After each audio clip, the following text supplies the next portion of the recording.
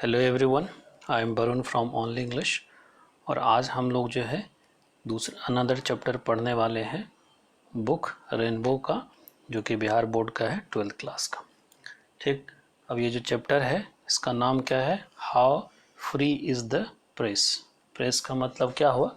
Newspaper, यानी कि जो न्यूज़ पब्लिश करता है वो जो प्रेस है, यानी खास करके प्रिंट मीडिया की बात हो रही है, इलेक्ट्रॉनिक्स मीडिया की बात नहीं हो रही है। इलेक्ट्रॉनिक्स मतलब जो आप टीवी वगैरह पर देखते हैं, तो जो प्रिंट मीडिया की बात हो रही है उसमें बताया जा रहा है कि कैसे कितना ये फ्री है। और इसको किसने लिखा है? डोरोथी ले सेयर ने। वहाँ पर एल सेयर लिखा हुआ है, नीचे में है डोरोथी ले shares.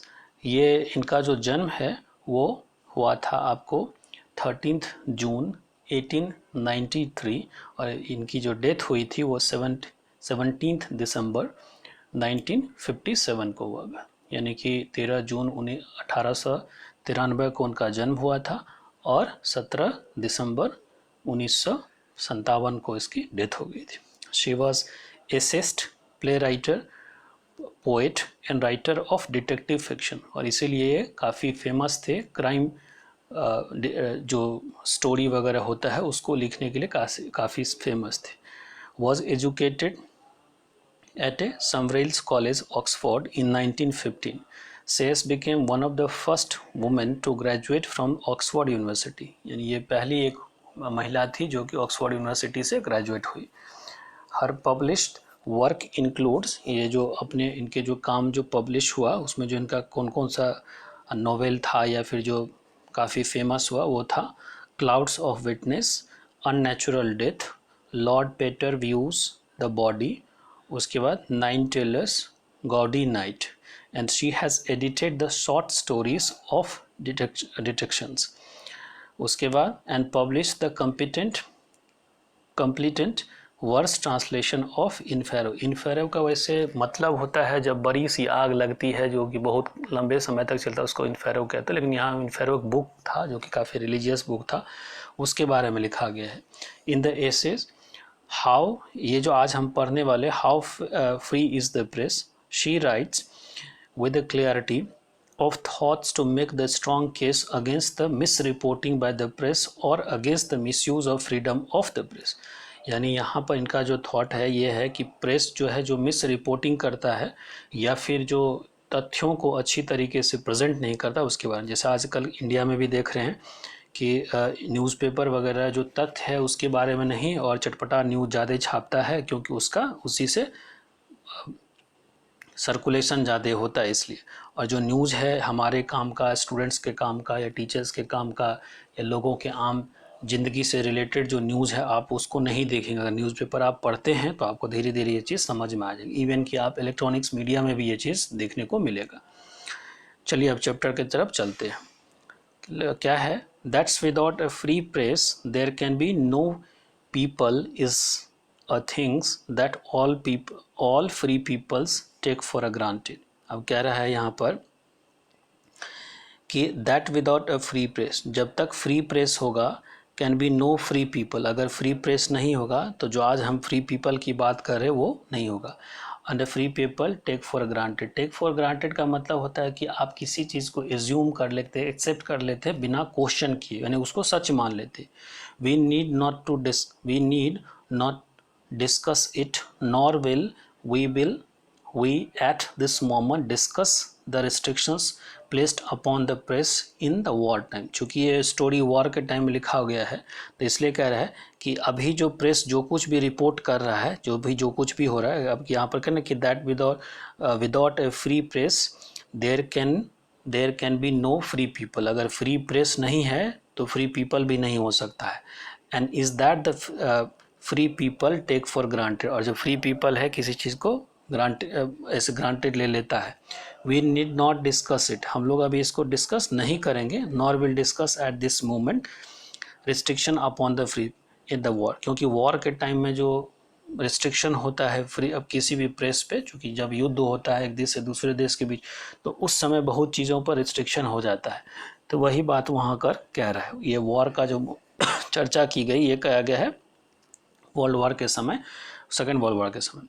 At such times all liberties have to be restricted. इस टाइम में क्या होता है, जितने सारे लिबर्टीज होते हैं, फ्रीडम होते हैं, सबको बांध दिया जाता है, रिस्ट्रिक्ट कर दे। Free people must see to it that when the peace comes full freedom is restored. यानी जब युद्ध खत्म हो जाएगा तो जो पीस, जो फ्रीडम होगा, सब सारा लौट करके आ जाएगा। यानी ये चीज़ कहने की कोशिश करें।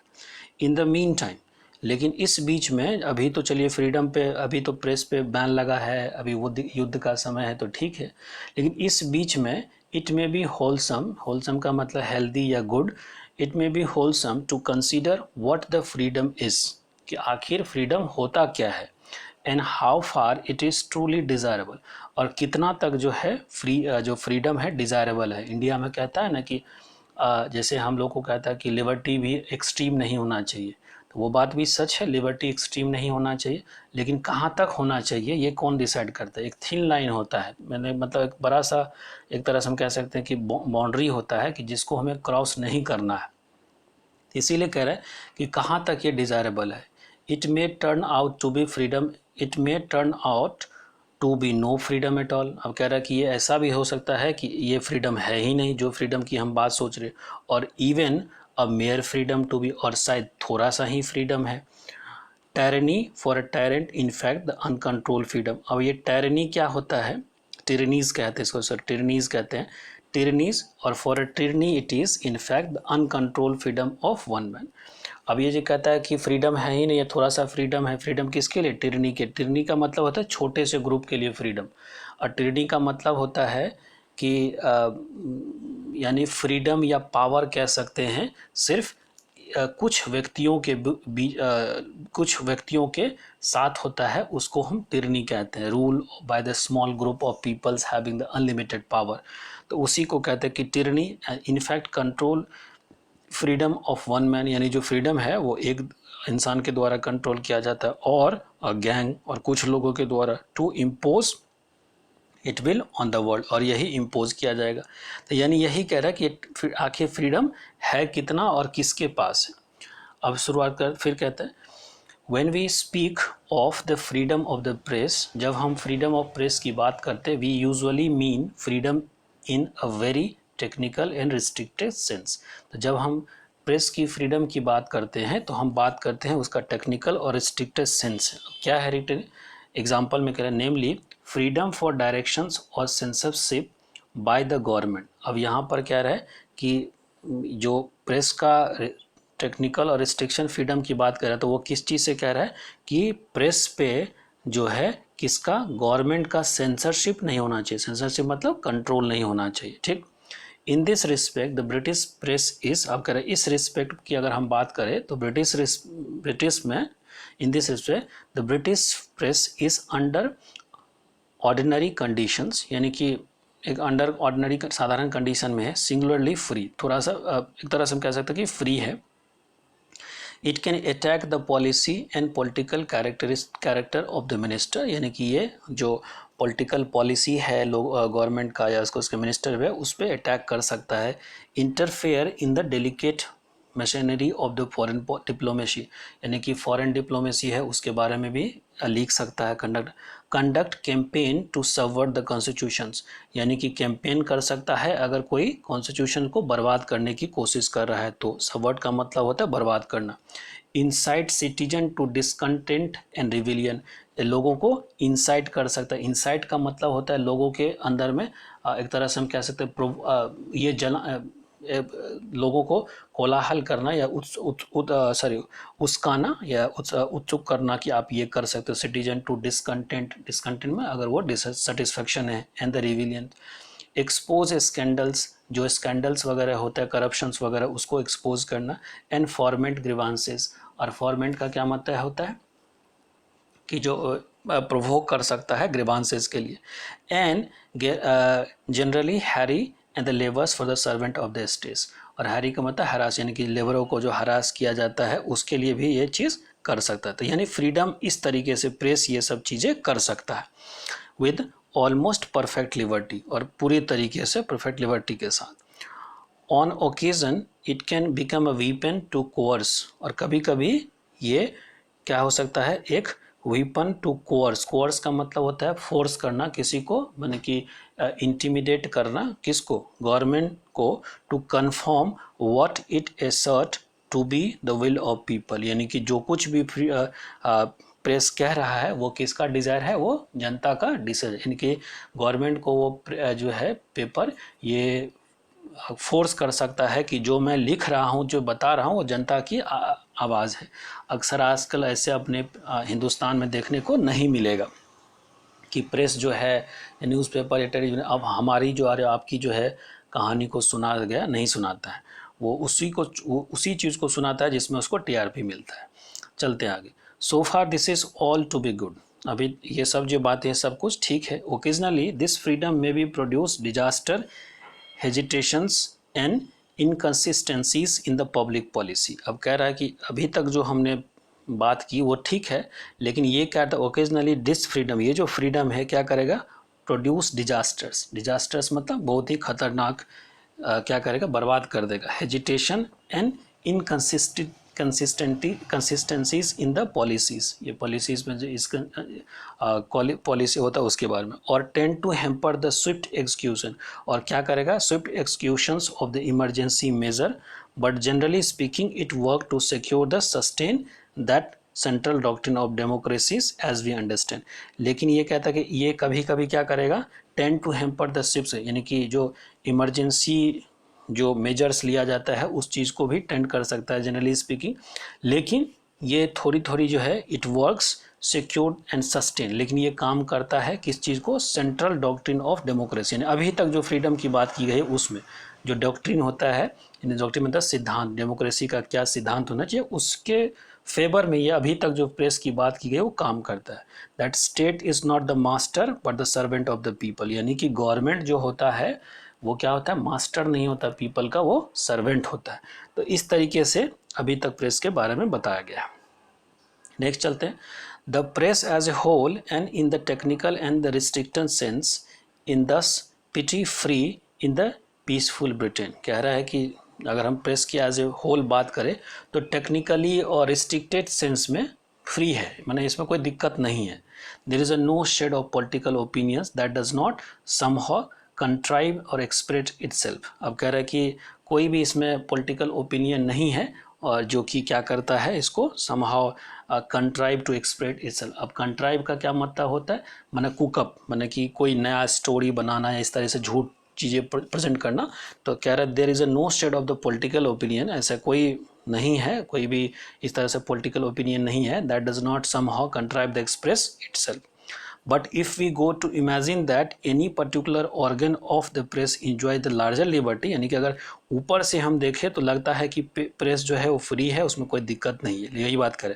लेकिन जब इसको हम अंदर जा कर के देखते हैं, but if we go to imagine that any particular organ of press enjoy greater liberty of being forum of the public opinion, we are gravely mistaken। तो अब कह रहा है कि अगर हम लोग इसको थोड़ा सा अंदर जा कर के देखते हैं कि जितने सारे प्रेस हैं वो एकदम पूरा उसको लिबर्टी है, तो ये हम लोग गलत है। ये जो लिखा हुआ है कि particularly organ of the press enjoy being the forum of the public opinion and we are gravely mistaken. Mistaken का यहाँ मतलब होता है कि हम लोग इस चीज़ को गलत समझ बैठते हैं कि यह प्रेस पूरा फ्री है और वो सब कुछ है। आजकल भी जो जनता ये समझती है कि सारा प्रेस फ्री है, नहीं, गवर्नमेंट का कहीं ना कहीं से उस पर कंट्रोल है ही। वो क्यों है, तो आगे देखते हैं। Every newspaper is shackles to its own set of overlords. अब शैकल का क्या मतलब होता है, शैकल का मतलब होता है उसको चेन कर देना, यानी कि बांध देना। क्यों कर दिया है, it's set of overloads. Overloads का मतलब होता है यानी कि ज़्यादा लोड होना, लेकिन यहाँ पर है गवर्नमेंट का जो है रूलर के द्वारा, गवर्नमेंट के द्वारा, उससे कह रहा है। So every newspaper is shackles to its own set of overloads and in turns like the unmerciful servant, यानी कि ये और फिर क्या कर रहा है, अनमर्सीफुल सर्वेंट की तरह ये काम कर रहा है। Exercise a power bondage upon its reader, और फिर क्या करता है, ये क्या करता है, exercise bondage upon its reader, और अपने जनता पे ये क्या करता है, एक तरह से भार डाल रहा है, and on the public generally, और पब्लिक पे भी। Indeed, we may say that the heaviest restriction upon the freedom of public opinion is not official censorship of the press but the unofficial censorship by the press which exists not so much to express opinion as a manufacture it। अब ये बात बड़ा समझने वाली बात है कि कहता है कि अगर हम ऊपर से देखते हैं, indeed we may say that the heaviest restriction upon the freedom of the public opinion that is not officials, यानी लोगों पे जो प्रेस के द्वारा जो बातें परोसी जाती है, बताई जाता है, वो ऑफिशियल नहीं है और वो ऑफिशियल रिस्ट्रिक्शन प्रेस पे नहीं है, वो क्या है, अनऑफिशियल है, यानी इनडायरेक्टली है। इनडायरेक्टली क्या है, by the press which exist not so much express the opinion, यानी कि आप जो अपना ओपिनियन रिप्रेजेंट करते हैं वो सब करते हैं, इसके बारे में नहीं है, एज टू मैन्युफैक्चर इट, यानी कि ओपिनियन बनाया जाता है, यानी बनाए हुए ओपिनियन के द्वारा आप पे वो चीज़ लादा जाता है। यानी आप देखते होंगे भारतवर्ष में कुछ ओपिनियन बनाया जाता है कि ये ऐसा है, वो करप्ट है, या यहाँ पर सब कुछ अच्छा चल रहा है, इस गवर्नमेंट ने अच्छा कर लिया, वो गवर्नमेंट बुरा था, ये सब मैन्युफैक्चर होता है, रियलिटी कुछ और ही होती है। तो एक तरह से यही बात यहाँ पर करने की कोशिश किया गया।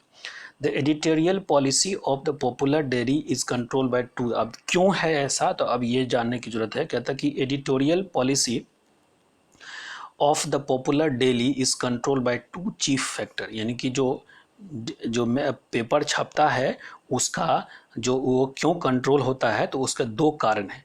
The first is the interest of advertiser, यानी जो एडवर्टाइजर होता है उसका इंटरेस्ट क्या है, from whom it gets the money which enables it to keep up its large circulation, यानी पेपर के मालिक जो है वो एडवर्टाइजर से जो पैसा लेता है अपने पेपर को चलाने के लिए, अब उसका इरादा क्या है, लार्ज सर्कुलेशंस, इसके अकॉर्डिंग चलना पड़ता है। ठीक, no widely circulated newspaper dare support a public policy, however much in the national interest that might conflict with the vested interest of its advertiser। अब क्या कह रहा है, कोई भी जो पेपर है, no dare support the public policy, यानी पब्लिक पॉलिसी मतलब हमारी और आपकी अच्छाई क्या है, कहाँ पर रोड बनना चाहिए, कहाँ पर ब्रिज बनना चाहिए, कहाँ बाढ़ आ जाता है, इन सब चीज़ के लिए पेपर में आप जब समय आता है तभी देखें, पूरे साल इसके बारे में कहीं नहीं लिखा जाता, कोई चर्चा नहीं करेंगे। हाउएवर मच इंटरनेट मच, चूँकि नेशनल इंटरेस्ट की बात है, द माइट कॉन्फ्लिक्ट, ये जो इंटरेस्ट है वो might conflict with the vested interest, vested interest का मतलब निहित स्वार्थ होता है, ऑफ इट्स एडवर्टाइजर, चूँकि एडवर्टाइजर का अगर इसमें कोई इंटरेस्ट नहीं है तो जो न्यूज़पेपर है उस चीज़ को पब्लिश नहीं करता है। अब एग्जांपल दे रहा है, दस एनी प्रपोजल टू कंट्रोल, यानी कि कोई भी प्रपोजल जो है to control the marketing of the branded goods, यानी कि कोई ब्रांडेड गुड्स है उसका मार्केटिंग पूरे मार्केट में कंट्रोल करना है, as for example of the magazine in 1930, जैसे 1939 में हुआ था, will be violently oppose, paper को उसको अपोज करना चाहिए, on the loftiest hygienic ground, यानी कि हाइजेनिक ग्राउंड पे, refuse to pay the high advertising, इस बात पे कि वो एडवर्टाइजिंग नहीं पे कर रहा है ज़्यादा rate of powerful Nations organ, will be again on the highest moral hygiene, यानी कि इन सब चीज़ पर उसको डिनाउंस करना चाहिए। डिनाउंस का मतलब तिरस्कार करने, स्मैश करना चाहिए, driven of the market, market में उसको इस तरह से बाहर निकलना चाहिए, लेकिन ये सब नहीं है। Yet you are not allowed to use any product to dissociate itself from the advertising rings, all this is ununderstandable. अब ये सब चीज़ें कोई पेपर नहीं करता है, क्योंकि नहीं करता है, तो यही बात कर रहा है कि all this is understandable since a big circulation spells bankruptcy. Bankruptcy का क्या मतलब, दिवालियापन, यानी कि जो बिग सर्कुलेशन, यानी जो न्यूज़पेपर के मालिक हैं उसके पास पैसा है नहीं, its paper has to depend on the sale of revenue, और उसका जो पेपर है तो उसको अगर रेवेन्यू आएगा तो उसी, यानी रेवेन्यू मतलब इनकम, उसी से वो चल सकता है। Every newspaper lives in the perpetual, perpetual का क्या मतलब होता है, कांस्टेंट, एवर ओवरलास्ट, तो हर जो न्यूज़पेपर है वो किस पे चलता है, परपेचुअल प्रिकेरियस बैलेंस। प्रिकेरियस का मतलब वेरी डेंजरस, यानी अब वो न्यूज़पेपर इसलिए नहीं कर पाता है सारा कुछ क्योंकि उसको पैसे है नहीं, बैंकरप्सी है, तो जो जहाँ से एडवर्टीजमेंट में पैसा लेता है उसके द्वारा उसको चलना पड़ता है। वही कह रहा है कि precarious balance, it must increase it sale to justify the advertising rates. अब ये कह रहा है कि it must increase it sales to justify the यानी एडवर्टीजमेंट का जो रेट है उसके अकॉर्डिंग वो इसके उसको इंक्रीज करे, किसको, पेपर के उसको, सॉरी सर्कुलेशंस को, and to increase it sale, और सेल को भी बढ़ाए। It must sell its far below, और ये अगर इससे नीचे बेचेगा कॉस्ट प्रोडक्शन से, but if it sell more copies than its advertising, जितना ये एडवर्टाइज करा उससे ज़्यादा अगर बेचेगा, विल पे फॉर, अगर इसके लिए पे करेगा, इस फेसेस फाइनेंशियल डिजास्टर, तो क्या होगा, इसका फाइनेंशियल डिजास्टर हो जाएगा, मतलब कि बर्बाद हो जाएगा paper. Consequently the more widespread and powerful organ, ये पूरा जो फैला हुआ और पावरफुल ऑर्गन है, and more closely it had the subverts the vested, यानी कह रहा है कि जितना कोई भी ऑर्गन पावरफुल और वाइड स्पेयर होगा, more closely it has to subvert the vested interest, उसका उतना ही ज़्यादा वेस्टेड इंटरेस्ट होगा, अपना स्वार्थ होगा। अब उसके बाद हम आगे चलते हैं। This means that cheap daily paper, इसीलिए कह रहा है, थोड़ा सा जानने की बात है कि cheap daily paper which goes everywhere has most influence is far less free than the more expensive weekly or monthly which draw a higher proportion of its revenue from sale। अब यही बात समझने की बात है कि आज देखते होंगे कि कोई पेपर आपको 12 रुपये में, जैसे हिंदू वगैरह जो पेपर है, हिंदू या इंडियन एक्सप्रेस वगैरह, ये महंगा बिकता है। टाइम्स ऑफ इंडिया या हिंदुस्तान टाइम्स ये सब सस्ता में बिकता है, क्योंकि times of India, Hindustan times को पैसे आते एडवर्टीजमेंट से, और इसीलिए अगर एडवर्टीजमेंट से पैसा आ रहा है तो इसका मतलब जो एडवर्टीजमेंट करवा रहा है उसका उस पर कुछ ना कुछ अपना वेस्टेड इंटरेस्ट है, तो वो उसके अकॉर्डिंग काम करेगा।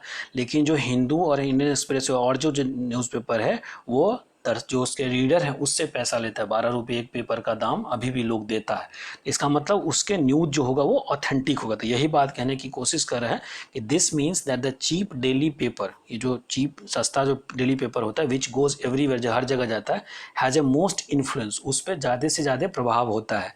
इज़ फार लेस फ्री, वो बहुत ही, वो उसमें फ्रीडम नहीं होता है, then the more expensive paper, जो कि सबसे जो काफ़ी एक्सपेंसिव पेपर होता है, वीकली या मंथली जो छपता है, which draw higher proportion of its revenue from sale, जो कि बेच करके पैसा कमाता है।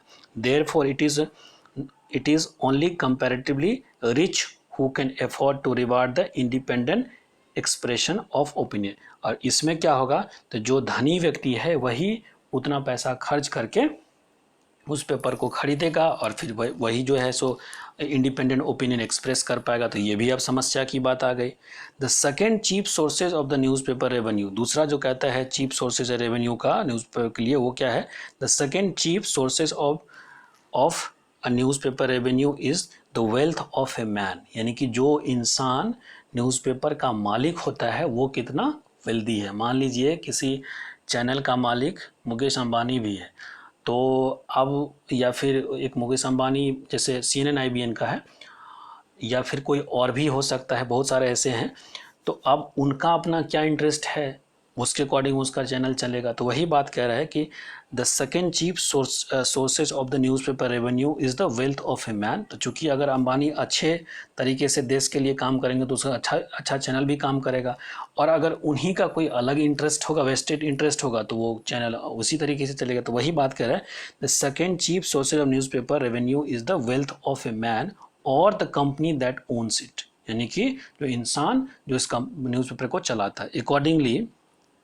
its policy is largely determined by the personal spite and the political ambition of its proprietor, यानी जो इंसान उस पेपर का मालिक होता है उसका पॉलिटिकल डिज़ायर क्या है और उसका पॉलिटिकल एम्बिशंस क्या है, और उसकी पर्सनल स्पाइट यानी उसकी पर्सनल डिज़ायर या पॉलिटिकल एम्बिशन क्या है, उसके अकॉर्डिंग उसका पेपर या उसका न्यूज़ चैनल इस तरीके से चलेगा। तो कह रहा है द फेल्योर फॉर एग्जाम्पल, अब ये बता रहा है कि अब इसमें गलत क्या है, क्यों बर्बाद होता है। The failure for example of a great newspaper magnate to secure the government appointment may be the signal for the unleashing of the virulent campaign. अब क्या कह रहा है कि मान लीजिए एग्जाम्पल है कि कोई भी न्यूज़पेपर का जो मालिक है, कोई भी जो न्यूज़पेपर का मालिक है, for example for a great newspaper magnate to secure a government appointment, अगर वो गवर्नमेंट के किसी भी पोस्ट में या किसी भी ऑर्गेनाइजेशन में अपना अपॉइंटमेंट लेना चाहता है, मे बी द सिग्नल, ये सिग्नल क्या है, for the unleashing of virulent campaign, campaign. अब क्या करेगा वो, काफ़ी जो अचानक से कैंपेन शुरू कर देगा in every organ which he control, जो कि वो कंट्रोल करता, अगेंस्ट द मिनिस्टर के खिलाफ, और the party which has disappointed his ambitions, जो उसके एम्बिशंस को डिसअपॉइंट किया है। द पब्लिक, अब होगा कि न्यूज़पेपर, मान लीजिए कि आज मैं न्यूज़पेपर का कंपनी चला रहा हूँ, मुझे किसी पॉलिटिकल पार्टी में जगह लेना है, तो मैं क्या करूँगा, अब डायरेक्टली तो उसको कहूँगा नहीं, तो फिर उसके खिलाफ, उसके मिनिस्टर के खिलाफ इस तरीके से उस पार्टी के खिलाफ कैंपेन शुरू करूँगा, तो हो सकता है उसमें हमको वो जगह मिल जाए, तो जो मेरा उद्देश्य था पेपर चलाने का वो तो ख़त्म हो जाएगा। वही बात यहाँ पर कहने की कोशिश कर रहा है। दिस पॉइंट द पब्लिक, जो इन पब्लिक है, knowing nothing of the personal bias behind the attack, जो पर्सनल बायस है उस न्यूज़पेपर का, बायस जो है यानी कि एक तरफा जो उसका सोच है, वो तो पब्लिक जानती नहीं है। And little of the vast network of control which tie up whole group of the London and provincial press in the hand of the single man और कंबाइंड, और पब्लिक ये भी नहीं जानती है कि उसका पॉलिटिकल बायस क्या है, और वो जो पूरा जो और जो न्यूज़पेपर है उसको वो कंट्रोल करके रखा हुआ है एक ही जगह पे। See only the great number of paper to him independent organs are united in the single savage and persistent condemnation. तो अब ये जो चीज़ें पेपर के द्वारा किया जाता है, किसके द्वारा, तो वो अनबायस तरीके से, तो पब्लिक को तो पता नहीं होता है, और उस मालिक का एक ही नहीं जगह और भी जगह कंट्रोल है। तो फिर लास्ट में कहता है कि unless he is exceptionally shrewd, shrewd का मतलब होता है बहुत ही तेज इंसान, मतलब इंटेलिजेंट और कनिंग कह सकते हैं उसको, exceptionally shrewd, exceptionally cynical, cynical का मतलब एक्सेप्टेबल होता है, एक्सेप्टिकल का मतलब कि आप किसी चीज़ को भी एक बार में वो नहीं करते, जस्टिफाई नहीं करते, मतलब हमेशा आपको रहता है कि नहीं इसमें कुछ ना कुछ गड़बड़ है, उसको कहते हैं एक्सेप्टिकल। तो सिनिकल्स और एक्सेप्शनली रेजोल्यूट, रेजोल्यूट का मतलब होता है डिटरमाइंड। तो अगर ऐसा ही इंसान हुआ जो कोई पोस्ट लेना चाहता है, independent mind, he can scarcely help being influence, तो वो शायद ही ऐसा होगा, ऐसा इंसान कोई होगा जो कि वो इन्फ्लुएंस नहीं होगा, and having his vote influence, और उसका जो वोट है इन्फ्लुएंस करेगा, and it's odd, and he will never realise the nature of the pressures brought to bear upon him, और वो कभी रियलाइज करेगा कि कितने उसके ऊपर जो है प्रेशर लादा जा रहा है। तो ये बहुत कम ही हो पाएगा किसी से। फिर करता है but still more serious because more subtle than the control applied to the individual papers by the various kind of interest in control by the censorship exercised by the press upon the news and opinion which is the dismantle। तो अब ये कह रहा है कि इस तरह की जो चीज़ें हैं बट स्टिल मोर सीरियस, जो इससे भी ज़्यादा जो सीरियस बात है, बिकॉज मोर सबटल। अब सबटल का क्या मतलब होता है, जो सबटल होता है मतलब कि एक तरह से ऐसा चीज़ जो कि आपको दिखता है, मतलब कि ज़्यादा आवाज़ नहीं करता है, लेकिन मतलब कि ब्राइट तरीके से दिखता है, मतलब हर किसी को, तो उसको कहते हैं but more subtle. And then control apply by the individual paper by the various kind of interest in control censorship exercised by the press upon the news opinion which the, फिर कहता था control rest upon and exploit two basic assumptions. अब ये जो है, जो control अगर हो जाता है किसी का, तो वो दो चीज़ों पे, अब ये जो कंट्रोल होता है किसी भी न्यूज़पेपर का पब्लिक पे या न्यूज़पेपर के मालिक का लोगों पे, तो वो कहता है दो चीज़ होता है, the control rest upon the two basic assumptions about the public first that they do not the wit to distinguish truth from falsehood। यानी अब जब कंट्रोल कर लेता है न्यूज़पेपर पब्लिक ओपिनियन पे, तो उनको उसका एजम्पशन ये होता है कि पब्लिक जो है बाय जो न्यूज़ फॉल्सहुड है, जो सच नहीं है और जो सच है उसके बीच में वो डिफ्रेंशिएट नहीं कर पाता है। और दूसरा उसका क्या मानना होता है, but they do not care at all a statement is false provided it is titillating।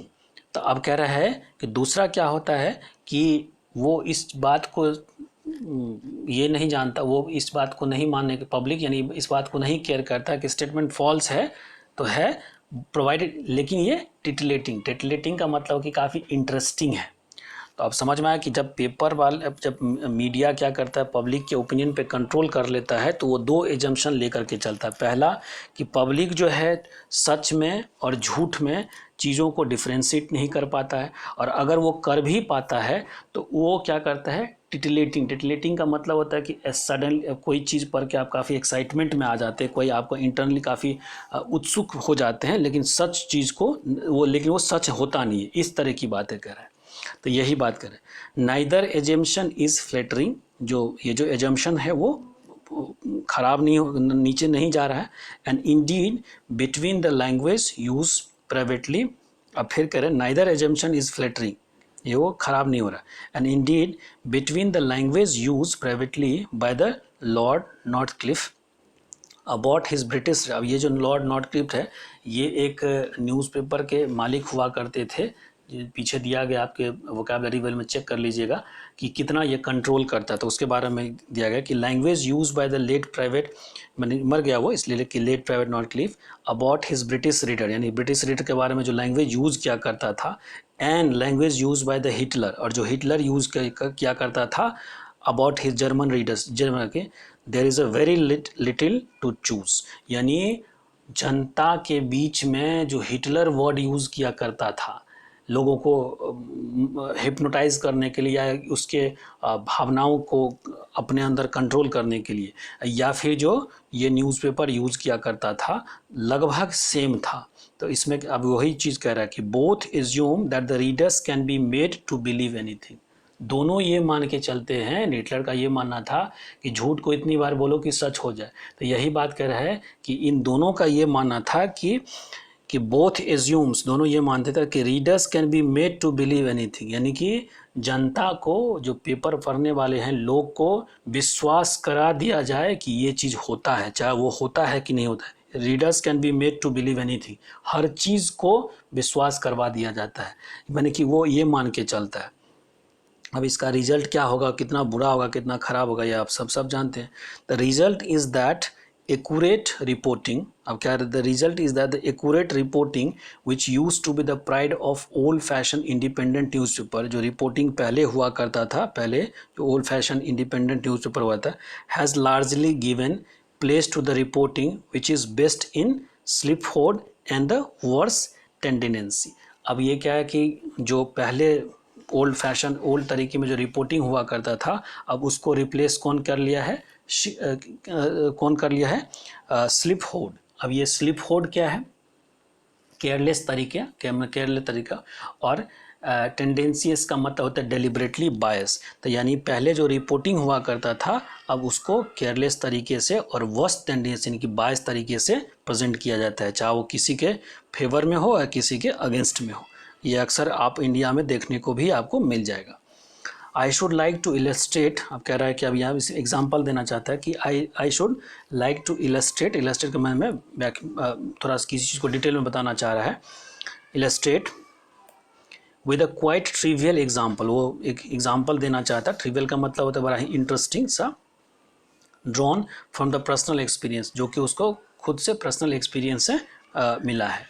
क्या मिला है, The various ways by which the both fact and opinion can be distorted, यानी कि बहुत सारा तरीका है कि फैक्ट्स और जो ओपिनियन होता है उसको बर्बाद किया जा सकता है। So that a kind of opinion can be distorted, so that the kind of simmer and unrealities is spread over the whole newspaper page, और इसीलिए जो गलत चीज़ें हैं या जो अनरियलिटी है, जो सच नहीं है, उसको पूरे न्यूज़पेपर में रिपोर्ट कर दिया जाए, फैला दिया जाए। From reports of the public affair down to the most casual items of the daily gossips, यानी कि पब्लिक अफेयर का जो बात है उससे लेकर के और जो नेचुरल जो गॉसिप वाली बात है उस चीज़ को भी, यानी इस तरीके से उस चीज़ को प्रेजेंट किया जाए। अब यहीं पर वो एग्जाम्पल देता है सेंस, अब इसका कारण अब उसमें बताने की कोशिश करता है कि आखिर ये होता क्या है। Sensational headlines, false emphasis and suppression of the context, यानी किसी चीज़ को हेडलाइन को सेंसेशनलाइज कर देना, किसी चीज़ पे ज़्यादा जोर देना, suppression of context. This year in 1941 जबकि युद्ध हो रहा था, एट अ मालवर्न कॉन्फ्रेंस में I read a paper dealing with the theological grounds for the church concern. यानी कि वो कह रहा कि मैंने पढ़ा कि जो एक पेपर था उसमें लिखा हुआ था I read a paper dealing with the theological ground of the church concern. ये थियोलॉजिकल मतलब धर्म से रिलेटेड चीज़ें के बारे में लिखा हुआ था। With the politics and sociology, और उसमें मतलब उसमें पॉलिटिक्स और सोशलॉजी मिक्स करके with the complementary danger of pietism and Caesarism. अब कहते हैं पिटिज्म का क्या मतलब होता है? पाखंड।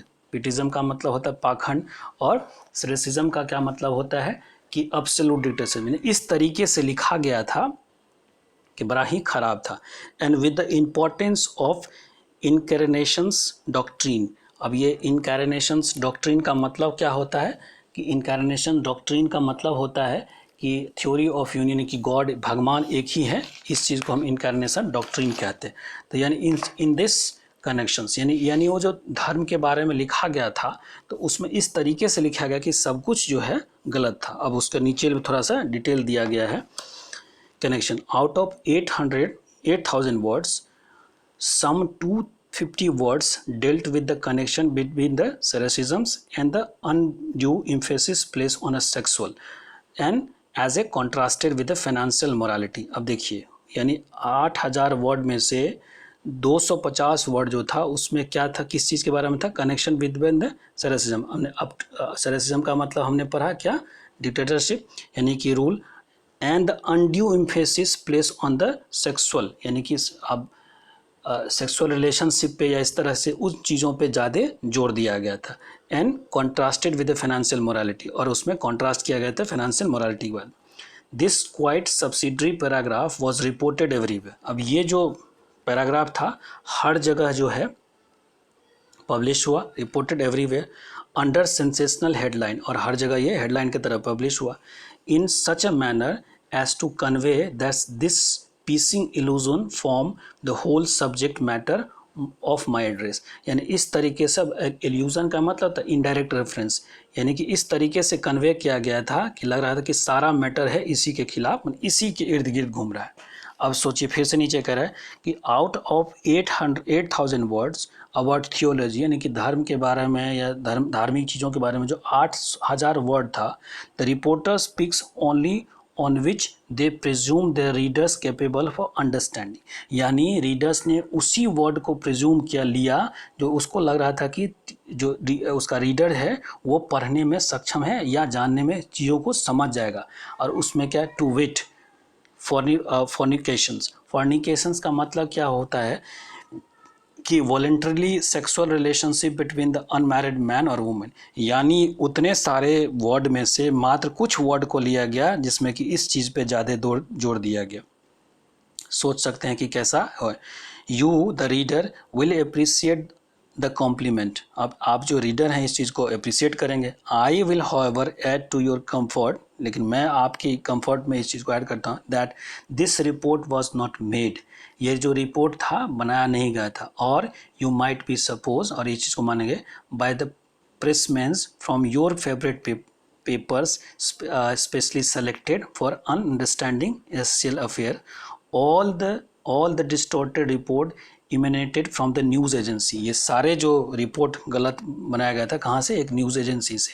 एंड द इंडिविजुअल एडिटर, और ये इंडिविजुअल एडिटर के द्वारा किया गया था।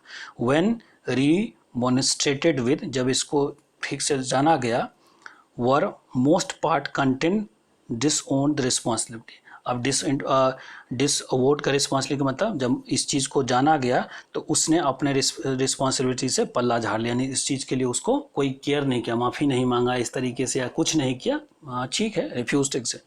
This how you learn what happens at the public meeting.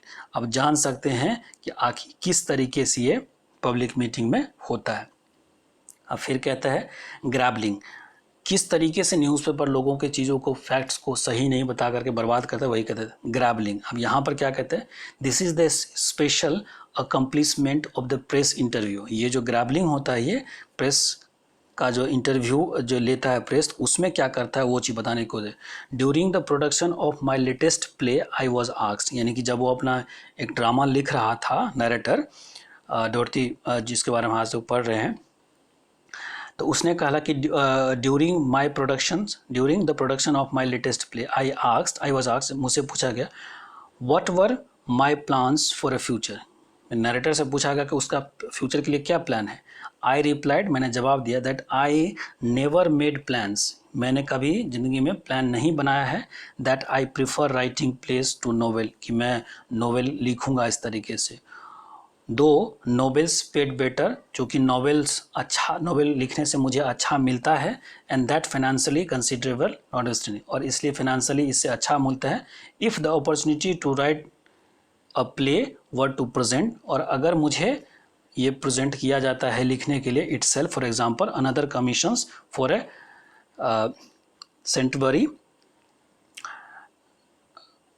Canterbury festivals, I should undoubtedly right it. तो अगर मुझे ये दिया जाता है लिखने के लिए, कैंटबरी फेस्टिवल्स क्या है, तो ये एक festival play held at the Canterbury city in the Kent, England में हो जाता है, उसको कहते हैं। तो ये कहते हैं कि अगर मुझे ये मौका मिला लिखने की तो मैं लिखूंगा, I should undoubtedly right it. This reply duly appear in, अब इसके आगे का लाइन हम नेक्स्ट में पढ़ेंगे, लेकिन मैं बता देता हूँ कि इसके आगे क्या हुआ कि इसी की बात को this reply appear in the press, यानी इस रिप्लाई को प्रेस में अपीयर किया गया। इन द फॉर्म, किस फॉर्म में, मिस सेयर्स सेड, यानी कि मिस सेयर्स ने कहा she would write no more plays, वो कोई भी प्लेस नहीं लिखेगी एक्सेप्ट ऑन कमीशंस, सिर्फ कमीशंस के अलावा। तो अब देखिए इसी को उसने किसी गलत तरीके से रिपोर्ट कर दिया। तो यही जो रिपोर्टिंग है फैक्ट को डिस्टॉर्ट करके लिखने की, इसी के बारे में हम जानते हैं, और इंडिया में आजकल ये काफ़ी ज़्यादा हो रहा है। इसीलिए हम लोग को न्यूज़पेपर जब पढ़ते हैं तो थोड़ा हमें अपना भी माइंड आजकल लगाना ज़रूरी है कि आखिर क्या जो न्यूज़ हमको दिखाया जा रहा है, सुनाया जा रहा है या प्रेजेंट किया जाए, वाकई में वो सच है या नहीं है। थोड़ी सी जानकारी आपको खुद से भी एकत्र करनी पड़ेगी, अदरवाइज आपका इन्फॉर्मेशन आज नहीं तो कल गलत साबित हो ही जाएगा। Because truth cannot survive for a longer durations, it will fade away, but for the time being it will be in your mind. So whenever you read any newspaper or watch televisions, must go through each line very carefully.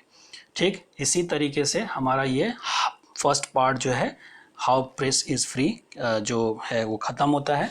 मिलते हैं second part में। अगर आपको ये video पसंद आता है तो मेरे चैनल को सब्सक्राइब करें, इस वीडियो को शेयर करें, लाइक करें, और अगर कोई कमेंट उसमें लिखना है कोई क्वेश्चन के बारे में या फिर किसी और चीज़ के बारे में, तो आप कमेंट बॉक्स में लिख करके मुझसे पूछ सकते हैं। मिलते हैं नेक्स्ट वीडियो के साथ। Till the time have a good day to all of you.